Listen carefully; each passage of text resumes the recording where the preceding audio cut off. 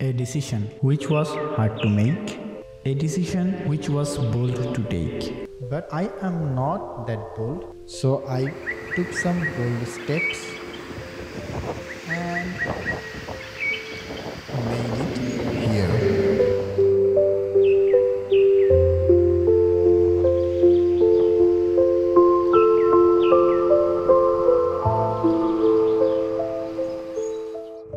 আসসালামু আলাইকুম সবাইকে। আশা রাখি সবাই ভালো আছেন, সুস্থ আছেন। সবাইকে নতুন দিনের একটা নতুন ব্লগে স্বাগতম।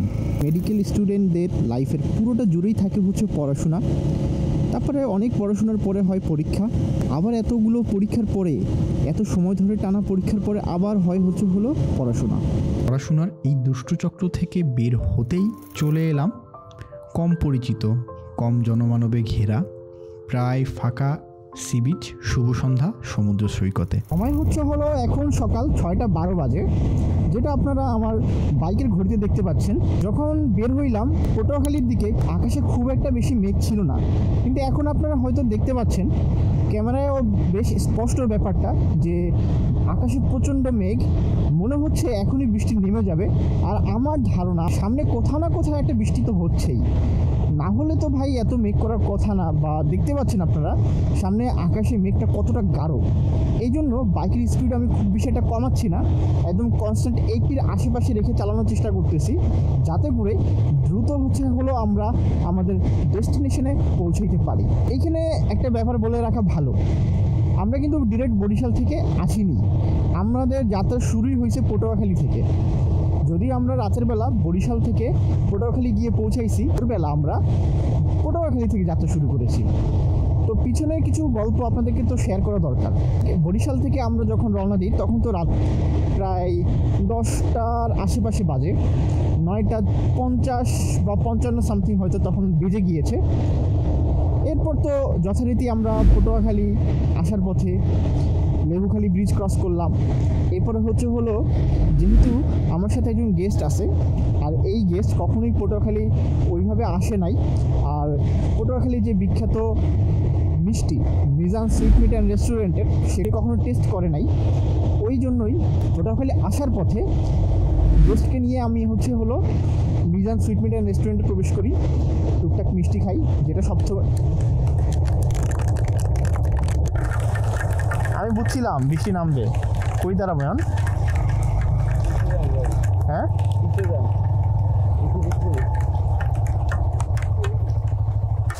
হ্যাঁ ওইটার নিচে দাঁড়াবো, ওইটার নিচে গিয়ে হ্যাঁ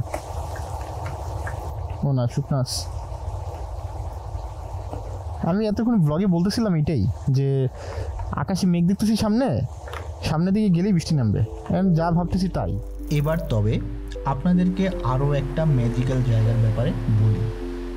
শুভ সন্ধ্যা সমুদ্র সৈকতের পাশে লোকচক্ষুর আড়ালে ঘুমিয়ে থাকা নিদ্রার চর, যেটাকে দেখতে অনেকটা গুলিয়ে আলির মতো হলেও নিদ্রার চরের জনমানবহীনতা নিদ্রার চরকে একটি আলাদা পরিচয় দিয়েছে। তালতলি যেতে হলে আপনাকে পটুয়াখালী ক্রস করতেই হবে, এরপরে আপনাকে হলো আমতলি বাজার ক্রস করতে হবে।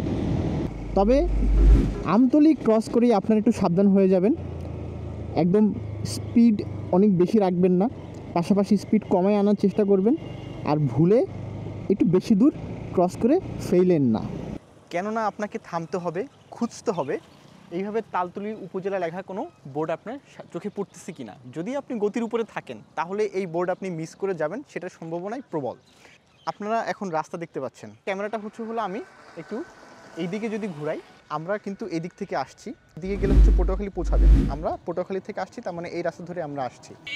এই দিকটাতে হলো সোজা যদি চলে যান তাহলে আপনাকে যেতে হবে কুয়াকাটা, একদম সোজা চলে গেলে কুয়াকাটা। তাই সামান্য একটা বাঁক, এটা রাস্তার মাঝখানে জাস্ট একটা জাংশন, আপনাকে অবশ্যই এই বোর্ড খেয়াল করতে হবে, না হলে মিস করে যাবেন।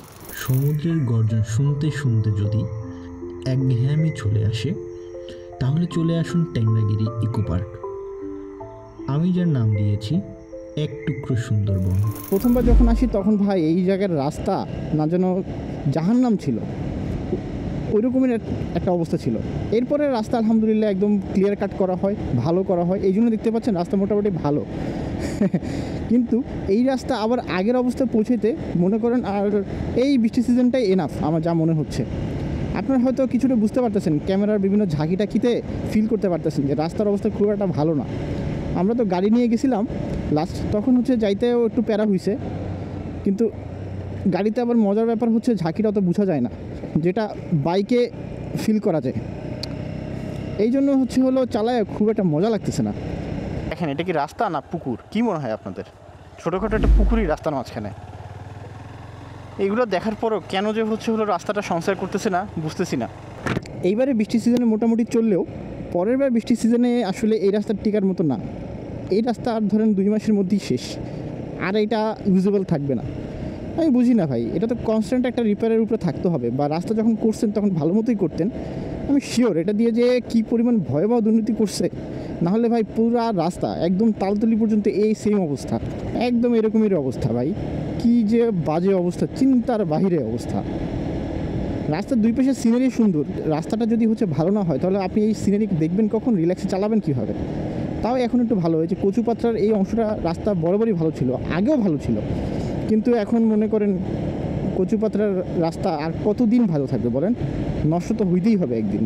আমি আগেই আপনাদেরকে সতর্ক করে দিলাম, এই যে আসলে দ্রুত আসেন, এই সিজনের মধ্যেই আসেন বা এই বছরের মধ্যে আসেন, নাহলে পরের বার এসে আর শান্তি পাবেন না, ঝামেলায় পড়বেন।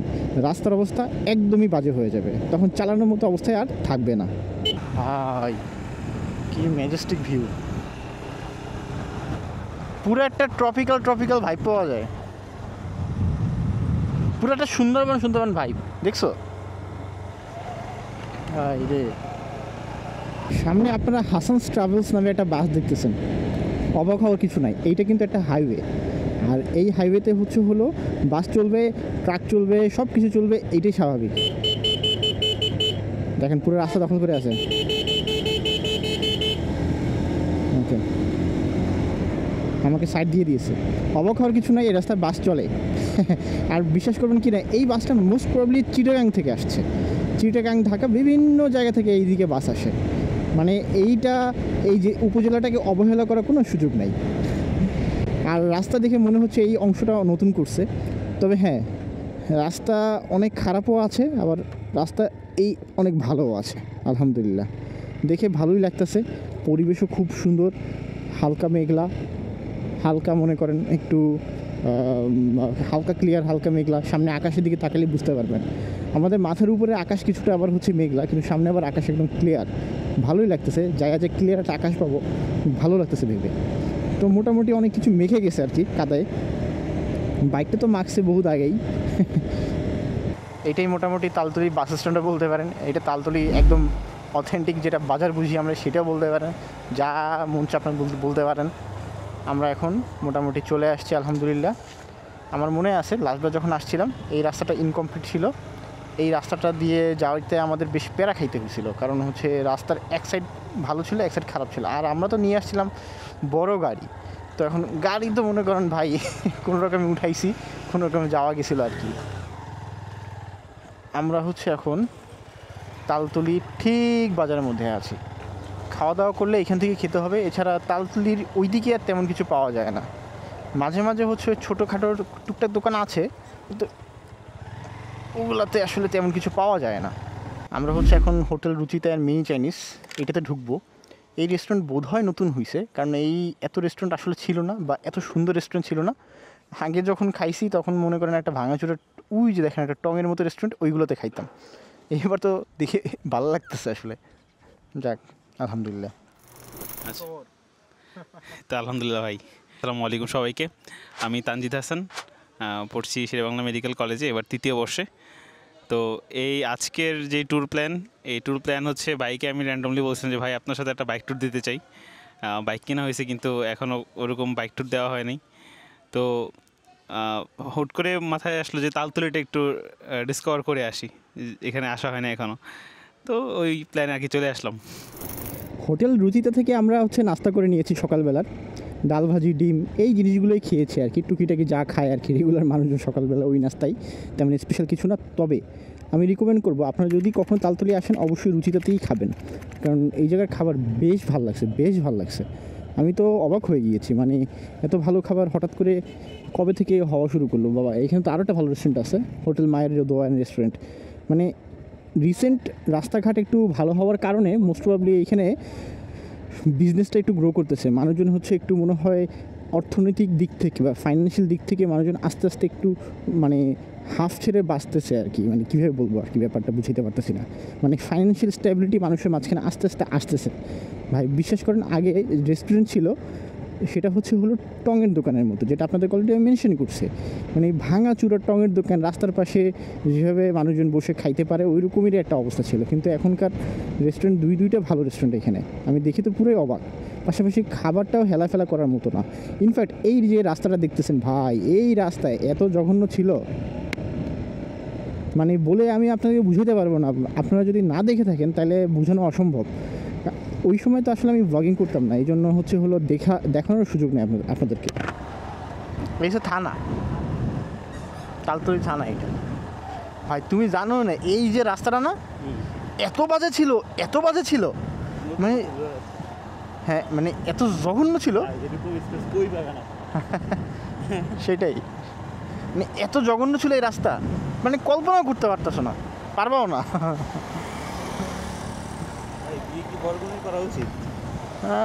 তোমার ইচ্ছা আছে নাকি কেউ?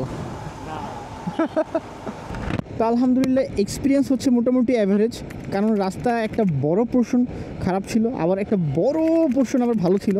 তো এই জন্য এক্সপিরিয়েন্স ওয়াজ মানে অ্যাভারেজ আর কি। ভালো বলা যেতে পারে, ভালোর একটু কাছাকাছি, তবে ভালোর থেকে একটু কম। রাস্তাটা যদি আর একটু ভালো হইতো তাহলে মনে করেন এক্সপিরিয়েন্স আর একটু ভালো আসতো। আর হঠাৎ করেই মনে করেন রোদ উঠে গেছে, সকাল এখন বাজে 8:03, যেটা আপনারা আমার ঘড়িতে দেখতে পাচ্ছেন।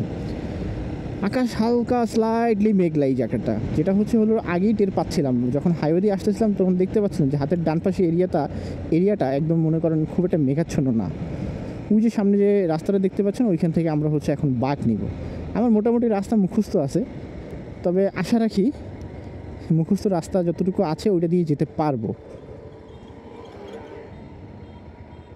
আপনাদেরকে আমি যতই রাস্তা দেখি সেটা লাভ নাই। আপনার তালতলি বাজার থেকে মাস্ট আপনারা গুগল ম্যাপসটা অন করে নেবেন। যদি গুগল ম্যাপস অন না করেন তাহলে আসলে এখান থেকে যেতে আপনাদের সমস্যাই হবে, কারণ আপনারা বুঝতেই পারবেন না কোন রাস্তা ধরে যেতে হবে।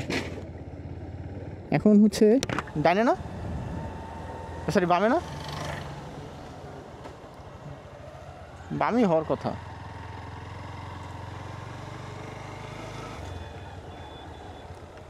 ভাই শুভ সন্ধ্যার দিকে না, ঠিক আছে। সামনের অংশটা দেখলে একটু কেমন রোবোটিক ফিল আসতেছে, একটা মেকানিক্যাল ভাইব আসতেছে বা একটু টেকি ভাইব আসতেছে। সামনে একটা গোপ্রো, তারপর একটা ফোনে খুব সুন্দর করে গুগল ম্যাপস দেখতে পাচ্ছি। আর একটা জিনিস অদ্ভুত খেয়াল করতেছি, এইবার বৃষ্টিতে ভিজার পর আমার গোপ্রোর সামনের যে স্ক্রিন এটা ঘোলা হয়ে গিয়েছে। কেন কে জানে, কোথাও থেকে হয়তো পানি লিক করতেছে, নাহলে ঘোলা হওয়ার তো প্রশ্নই ওঠে না। রাস্তা বেশ ভালো মনে হয়, একদম এই রিসেন্টলি করছে, এই জন্য রাস্তার কন্ডিশন একদম টপ নচ। ধরে প্রথমবারই যাচ্ছি। গুগল ম্যাপসে আসলে আমি ভুল করছি, গুগল ম্যাপস অন্য একটা রাস্তা দেখাচ্ছিল, কিন্তু আমি ভুল করে এই রাস্তায় ঢুকে পড়ছি। এখন এই রাস্তা ধরেই যাই, নতুন একটা এক্সপিরিয়েন্স, নতুন রাস্তা, কিন্তু রাস্তা তো ভাঙ্গা রে ভাই, এই জন্য প্যারা লাগতেছে। গুগল ম্যাপস দেখাচ্ছে 15 মিনিট লাগবে। গুগল ম্যাপস যদি বলে যে 15 মিনিট, ভাই 15 মিনিটই লাগে। ও আসলে যেটা বলে সেই সময় হেরফের খুব কমই হয়েছে। স্বাগতম শুভ সন্ধ্যা সমুদ্র সৈকত। আরে কি অবস্থা, ওই এটার কি আরেকটু রিনোভেট করছে নাকি? এটা আরেকটু রিনোভেট করছে না, রিসোর্ট না ঠিক, এটা তোমার সরকার থেকে, মানে অনেক নিয়ম করে নিতে হয়, ঠিক আছে? আসলে 15 থেকে 16 জন মিলে আসতে হয়, তখন তুমি মনে করো এটা একদিনের জন্য পুরো ভাড়া নিয়ে ফেলতে পারবে নিজের মতো করে। এইখানে একটা পার্ট ছিল, ওই যে একটা ঘাট দেখতেছো না, এইখানে একটা ঘাট ছিল, ঘাটটা ভেঙে ফেলছে, এই নতুন দেয়াল দিছে। শুভ সন্ধ্যা তো আইসা পড়লাম, এখন কি প্ল্যান? তোমার কোনো সাজেশন আছে? ভাই আমাদের স্পট তো 3টা, হ্যাঁ, তো যেহেতু আমরা সমুদ্র সৈকতে একটু মানে গোসল করবো, পানিতে ভিজবো, তার চেয়ে ভালো আগে ট্যাংরাগিরিটা দেখে আসি। আমার মনে হয় তাই, ট্যাংরাগিরি দেখি, তারপর নিদ্রাচটে ঘুরি, তারপর লাস্টে এসে একদম এখানে গোসল টোসল করলে, চুবাচুবি করলে এখানে এসে গোসল করলাম। বা যদি হচ্ছে সমুদ্রের পানি থাকে লবণাক্ত, এইখানে এসে গোসল করা যাবে। আমরা ওইখান থেকে গোসল করে সেখানে আরেকবার একটা গোসল করবো, এটাই মানে বেটার হয়।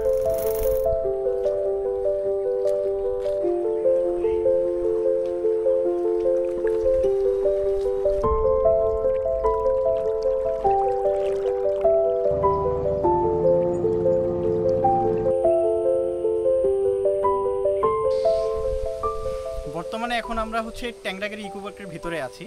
এখানে নাকি টুকটাক পশু পাখি যেমন হরিণ টরিন, কুমির টুমির এগুলো দেখা যায়। আর একটা জিনিস টিকিটের ভিতরে স্পষ্ট করে লেখা, কুমির হইতে সাবধান। কেন কুমির হইতে সাবধান সেটা আমাদেরকে এখন দেখা দরকার, সেটা আমরা এখন খুঁজতে বের হয়েছি। জানি না খুঁজে পাবো কি না, এই ব্যাপারে কোনো কিছু দেখা যাক।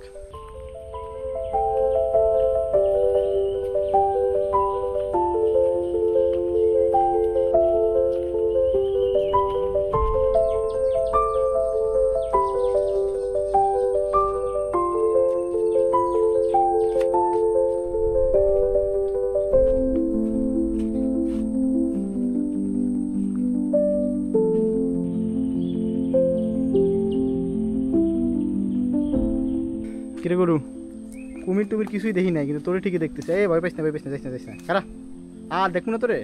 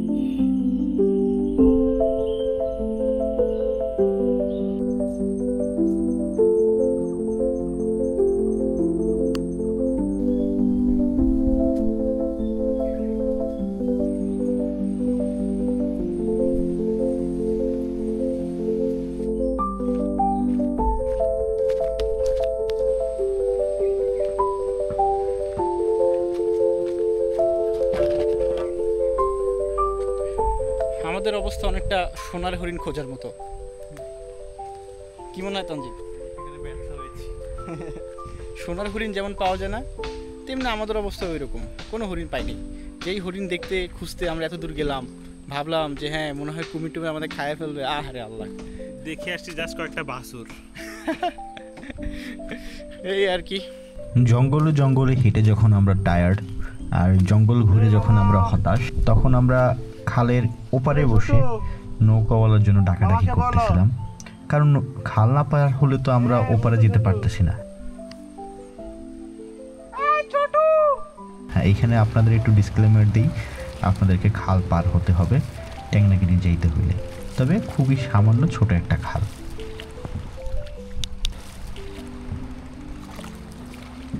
ট্যাংরাগিরির হতাশা কাটিয়ে উঠতে না উঠতেই নিদ্রা চড়ে গিয়ে আবারও আমরা হতাশ। জোয়ারের পানিতে একদম সব কিছু তলিয়ে আছে। তবে আদৌ কি আমাদের হতাশ হওয়া উচিত ছিল? এই প্রশ্নের উত্তর জানতে চোখ রাখুন ভিডিওতে।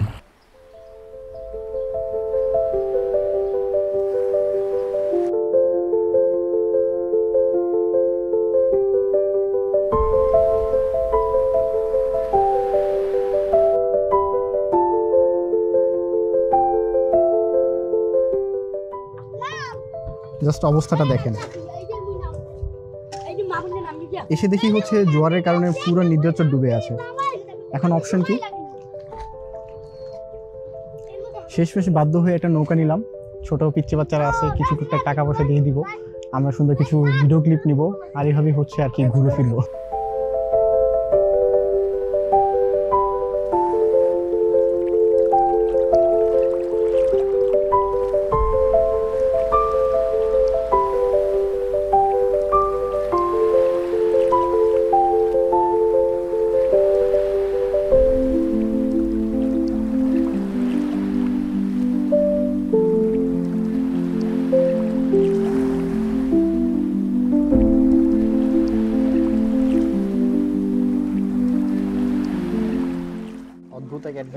আসছি আমরা, পোলাপান সব ঘিরে ধরছে আমারে।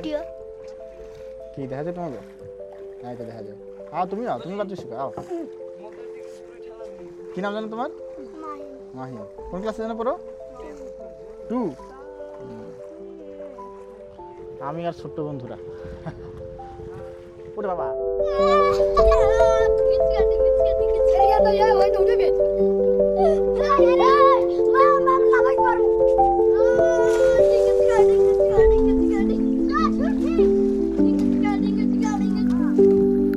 ওই নাচটা আবার দাও তো, আবার নাচ।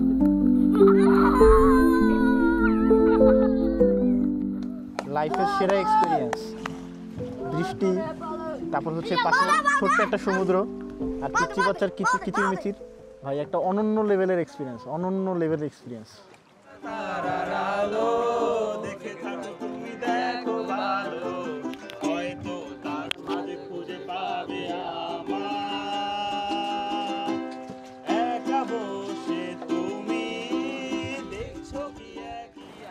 নৌকার আমরা যারা যাত্রী ছিলাম সবাই হলো এক এক করে ল্যান্ড করছি।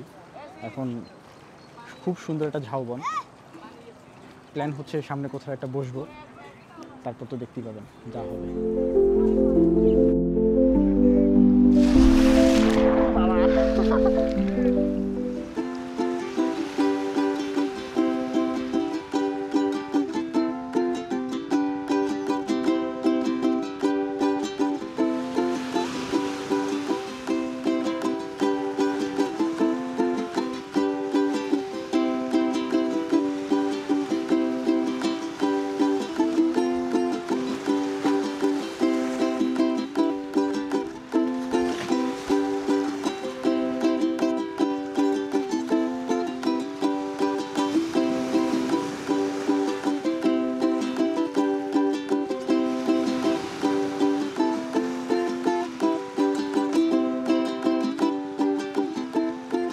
সমুদ্র কিন্তু কুয়াকাটা নয়, ঝাউবন কিন্তু পটুয়াখালী নয়।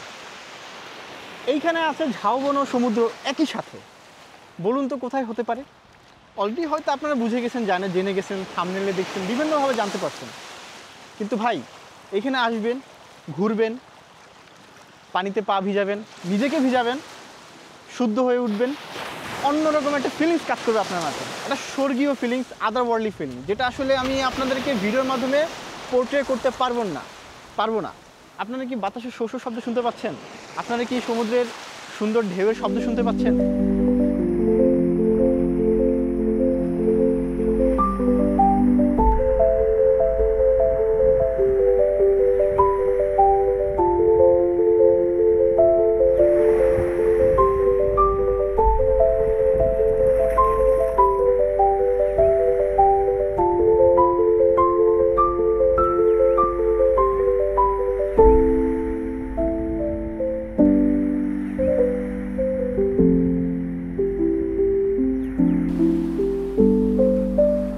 সব কিছুরই শেষ আছে, তেমনি সুন্দর মুহূর্তেরও শেষ আছে, তারপর আবার ব্যস্ততা ফিরে আসবে।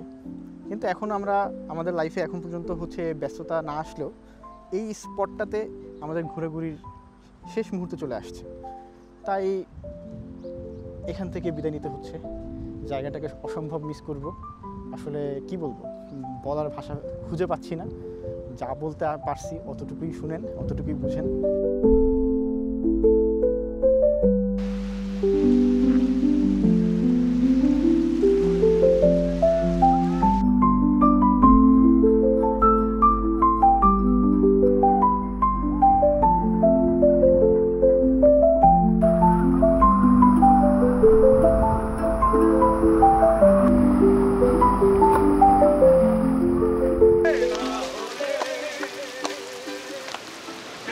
আমি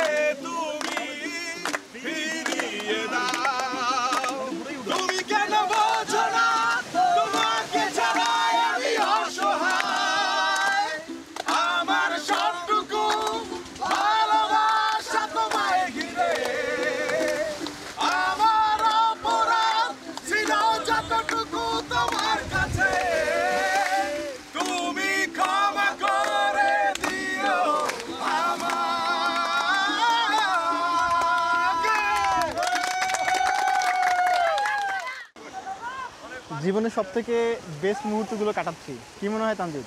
হ্যাঁ ভাই, মানে আসলে একদম করা। কোনো ভাবিনি যে এখানে আসবো, বাট অনেক ভালো ভালো দৃশ্য ভাবছি, কিন্তু এত সুন্দর একটা পরিবেশ তৈরি হবে, মানে অপরিচিত সবাই, বাট এত সুন্দর একটা আড্ডা তৈরি হয়ে যাবে এটা ভাবি নাই কখনো। তো মানে ইন্টারেস্টিং, পুরো ইন্টারেস্টিং একটা ট্যুর যেতেছি, ইন্টারেস্টিং। আবার তার উপরে আবার বৃষ্টির নাইমে মনে করেন পুরো একদম মশলা দিয়ে দিয়েছে, একদম ট্যুরের ভিতরে যে মশলাটা মানে একদম অন্য লেভেলে জমিয়ে গেছে, একদম বৃষ্টি নাইমা।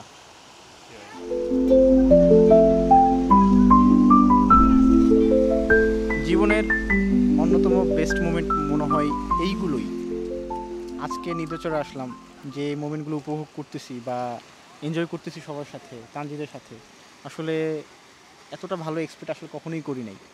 মানে লাইফে যে অনেক সময় অনেক কিছু আনএক্সপেক্টেড ঘটে যায়, সেটার একটা চরম সুন্দর উদাহরণ আজকে। দেখেন, আমরা নিদ্রাচরে আসছি, যেটা হচ্ছে অনেকটা গুলিয়াখালির মতো একটা কপি। বসে আছি, পায়ের কাছে ঢেউ আসতেছে, ভিজে যাচ্ছি। এই যে কী লেভেলের এক্সপিরিয়েন্স বা কী ধরনের প্রশান্তিদায়ক এক্সপিরিয়েন্স বা কী রকমের অন্য লেভেলের এক্সপিরিয়েন্স, এটা আসলে কি বলবো, দেখতেই আছেন আপনারা।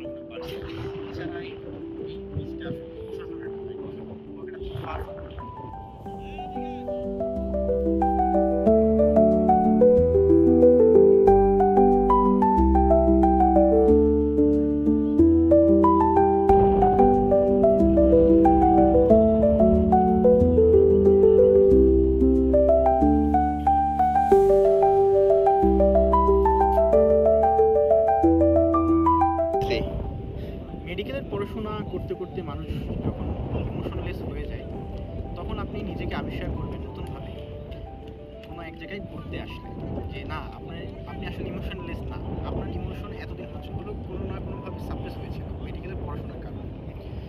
এখন এই সেম থিওরি আমার ক্ষেত্রেও প্রযোজ্য। অনেকদিন ধরে ব্রেন রট হয়েছিল, ব্রেনে একদম জট হয়েছিল, ঘুরতে আসছি, ভালো লাগতেছে, এত সুন্দর পরিবেশ, মনে করেন ভাই এটা আসলে বলে বুঝাতে পারবো না। তবে আপনাদের জন্য যতটুকু সম্ভব একদম ভিডিও করার চেষ্টা করছি, কিছু ইমোশন তুলে আনছি, কিছু ব্যাপার স্যাপার দেখাইছি যতটা পারছি।